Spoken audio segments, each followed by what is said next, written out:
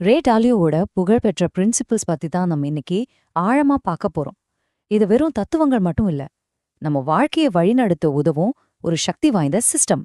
உங்களுக்கு ஒரு சுலபமான வாழ்க்கை வேணுமா இல்ல ஒரு வெற்றிகரமான வாழ்க்கை வேணுமா? ஏன்னா இது ரெண்டையும் ஒரே நேரத்துல உங்களால அடைய முடியாது. உலகின் மிகப்பெரிய இன்வெஸ்டர்கள்ல ஒருத்தர் தான் ரே டாலியோ. அவரோட மையத் தத்துவம் இதுதான். அவர் என்ன சொல்றாருன்னா, வாழ்க்கை, மேனேஜ்மெண்ட், பொருளாதாரம், முதலீடுன்னு எல்லாத்தையுமே சில விதிகளா மாத்தி ஒரு மிஷன் மாதிரி நம்மால புரிஞ்சுக்க முடியும். வாழ்க்கைங்கிறது ஏதோ ஒரு போராட்டம் இல்ல, அது ஒரு சிஸ்டம். அதை நாம புரிஞ்சுக்கிட்டு சரியா இயக்க கத்துக்கணும். சரி, இதுக்கு பின்னாடி இருக்கிற ரகசியம் என்ன? பாருங்க, ரே டாலியோ ஒன்னும் பெரிய வசதியான குடும்பத்துல பிறக்கல. ஒரு சாதாரண மிடில் கிளாஸ் குடும்பம்தான். ஆனா இன்னைக்கு உலகத்தோட மிகப்பெரிய நிதி நிறுவனங்கள்ல ஒன்னு நிறுவியிருக்கார். இது எப்படி சாத்தியமாச்சு? அவரோட வெற்றிக்கு காரணம் பணம் இல்ல, அவரோட பிரின்சிபல்ஸ், அதாவது கோட்பாடுகள் தான். அப்படின்னா என்ன இந்த பிரின்சிபிள்ஸ்? ரொம்ப சிம்பிள். வாழ்க்கையில நீங்க என்ன அடையணும்னு நினைக்கிறீங்களோ அதுக்காக இந்த யதார்த்தத்தை, இந்த ரியாலிட்டிய எப்படி வெற்றிகரமா கையாள்றதுங்கிறதுக்கான வழிகள் தான் இது. இது ஒரு கோடீஸ்வரனோட ரகசியம் மட்டும் இல்ல, நம்ம ஒவ்வொருத்தரோட வெற்றிக்கும் தேவையான ஒரு சிஸ்டம். அவரோட கூட்பாடுகள்ல முதல் மற்றும் மிக மிக முக்கியமான ஒன்னு ரேடிக்கல் ட்ரூத், அதாவது தீவிரமான உண்மைய முழுசா ஏத்துக்கிறது. எந்த ஒரு நல்ல விஷயம் நடக்கிறதுக்கும் நாம ஏன் முதல்ல யதார்த்தத்தை ஏத்துக்கணும்னு பாப்போம். இந்த வார்த்தைகள் ரொம்ப ஆழமானது. உண்மைய தெரிஞ்சுக்கிறதுனால நீங்க பயப்படுறதுக்கு ஒண்ணுமே இல்ல. ஏன்னா நிஜத்தை ஏத்துக்காத ஒரு மனுஷன் அவனால வளரவே முடியாது. உண்மை சில சமயம் கஷ்டமா இருக்கலாம், ஆனா அதுதான் எந்த ஒரு முன்னேற்றத்துக்கும் முதல் படி. இப்போ பாருங்க, இது நம்ம எல்லாருக்கும் நடக்கிற ஒரு விஷயம்தான். யாராவது நம்மள விமர்சிச்சா இல்ல நம்ம வேலையில ஒரு தப்ப சுட்டி காட்டுனா என்ன ஆகும்? நம்ம ஈகோ உடனே முழிச்சுக்கும். நம்ம டிஃபெண்ட் பண்ண ஆரம்பிப்போம், இல்லனா அந்த பேச்சையே தவிர்ப்போம், இல்லனா தப்ப மத்தவங்க மேல போடுவோம். ஆனா இன்னொரு வழி இருக்கு. அதுதான் உண்மையோட வழி. அதை ஓப்பனா ஏத்துக்கிட்டு எதுக்கு அப்படி சொன்னாங்கன்னு ஆராய்ஞ்சு அதுலேருந்து கத்துக்கிட்டே முன்னேறி போறது. ஈகோவை ஜெயிக்கிறவன் தான் வாழ்க்கையில ஜெயிக்கிறான். உண்மைய ஏத்துக்கிறது சில சமயம் வலிக்கும் இல்லையா? ஆனா டாலியோவோட 2வது பிரின்சிபல் என்ன சொல்லுதுன்னா, அந்த வலி கூட நம்மளோட சுய பரிசோதனை சேரும்போதுதான் உண்மையான முன்னேற்றம் பிறக்கும். நம்மளோட மிகப்பெரிய தோல்விகளை எப்படி பெரிய பாடங்களா மாத்துறதுன்னு பாப்போம். இதுதான் அந்த வளர்ச்சிக்கான டாலியாவோட புகழ்பெற்ற formula. Pain plus reflection equals to progress. அதாவது வலியும் சுய பரிசோதனையும் சேர்ந்தால் முன்னேற்றம். நாம வலிய பார்த்து பயந்து ஓடுறோம், ஆனா அது வளர்ச்சிக்கான ஒரு சிக்னல்னு அவர் சொல்றாரு. சவால்கள்ங்கிறது நம்மள தடுக்கிற தடை இல்ல, அது ஒரு வாய்ப்பு.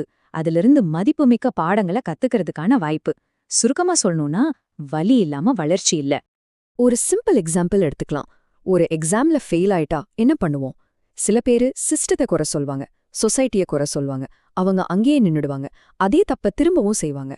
ஆனா இன்னொரு பக்கம் யோசிச்சு பாருங்க, தனியா உட்காந்து ஏன் ஃபெயில் ஆனோன்னு ஆராய்ஞ்சு அதிலிருந்து பாடம் கத்துக்கிட்டு தங்களை மாத்திக்கிறவங்களும் இருக்காங்க. இந்த ரெண்டுல நீங்க எந்த பாதையை தேர்ந்தெடுக்கிறீங்க என்பதுதான் உங்க எதிர்காலத்தை தீர்மானிக்கும். சோ ஒன்னு மட்டும் நல்லா ஞாபகம் வச்சுக்கோங்க, தோல்விங்கிறது ஒரு தண்டனை கிடையாது, அது ஒரு டீச்சர். சரி, அடுத்தது 3வது பிரின்சிபல். இதுக்கு பேரு ஐடியா மெரிட்டாக்ரசி. இது என்னடா புது வார்த்தையா இருக்குன்னு யோசிக்காதீங்க. விஷயம் ரொம்ப சிம்பிள். ஒரு ஐடியா நல்லா இருந்தா அதை ஜெயிக்கணும். அந்த ஐடியாவை யார் சொல்றாங்கங்கிறது முக்கியம் இல்ல.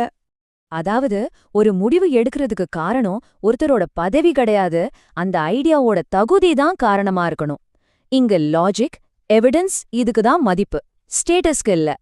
யார் சொல்றாங்க முக்கியம் இல்ல, என்ன சொல்றாங்கங்கிறது தான் முக்கியம்.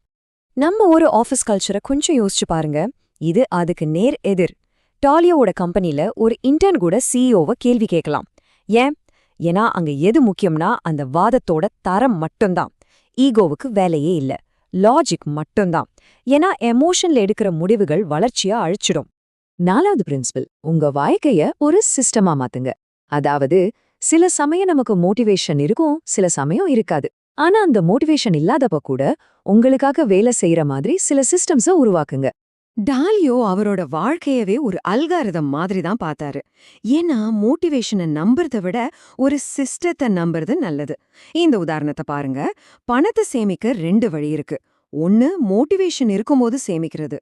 இது எப்பவும் ஒர்க் அவுட் ஆகாது. இன்னொன்னு ஒரு சிஸ்டம் உருவாக்குறது. மாசம் மாசம் உங்க அக்கவுண்ட்ல இருந்து ஆட்டோமேட்டிக்கா பணம் சேவிங்ஸ்க்கு போற மாதிரி செட் பண்றது. இது எப்பவும் ஒர்க் அவுட் ஆகும். ரிசல்ட் கன்சிஸ்டென்ட்டா இருக்கும். சோ அவரோட அட்வைஸ் என்னன்னா, உங்க மூட நம்பாதீங்க, உங்க சிஸ்டம்ஸ நம்புங்க. இப்ப நாம கடைசி பிரின்சிபிளுக்கு வந்தாச்சு. 5வது, உங்க தப்புகளுக்கு நீங்களே பொறுப்பேத்துக்கோங்க.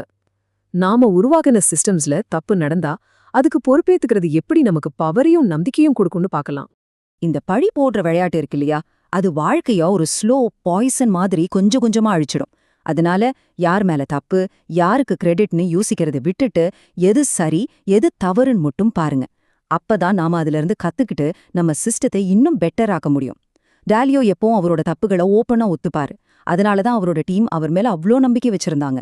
ஞாபகம் வச்சுக்கோங்க, பொறுப்பேத்துக்கிறது தான் உங்களுக்கு உண்மையான சக்தியை கொடுக்கும். சரி, இப்போ மறுபடியும் நம்ம ஆரம்பிச்ச அதே கேள்விக்கு வருவோம். ஆனா இப்போ ஒரு புது பார்வையோட. உங்களுக்கு ஒரு சுலபமான வாழ்க்கை வேணுமா, இல்ல ஒரு வலிமையான வாழ்க்கை வேணுமா? ஏன்னா ஒரு வலிமையான வாழ்க்கைய உருவாக்குறதுக்கான டூல் கிட் இதுதான். தீவிரமான உண்மையை ஏத்துக்கோங்க, வலியிலிருந்து பாடம் கத்துக்கோங்க, நல்ல ஐடியாஸ்க்கு மதிப்பு கொடுங்க, உங்க முடிவுகளை ஒரு சிஸ்டமா மாத்துங்க, கடைசியா உங்க செயல்களுக்கு நீங்களே பொறுப்பேத்துக்கோங்க. இறுதியா ஒன்னு சொல்லிக்கிறேன், வெற்றிங்கிறது அதிர்ஷ்டம் இருக்கிறவங்களுக்கு மட்டும் வர்றதில்ல. யார் தங்களையும் தாண்டி போய் விஷயங்களை புறநிலையா பார்த்து அதை வச்சு மாற்றத்தை உருவாக்குறாங்களோ அவங்களுக்கு தான் வரும். யதார்த்தத்தை யார் ஏத்துக்கறாங்களோ அவங்களுக்கு தான் வெற்றி.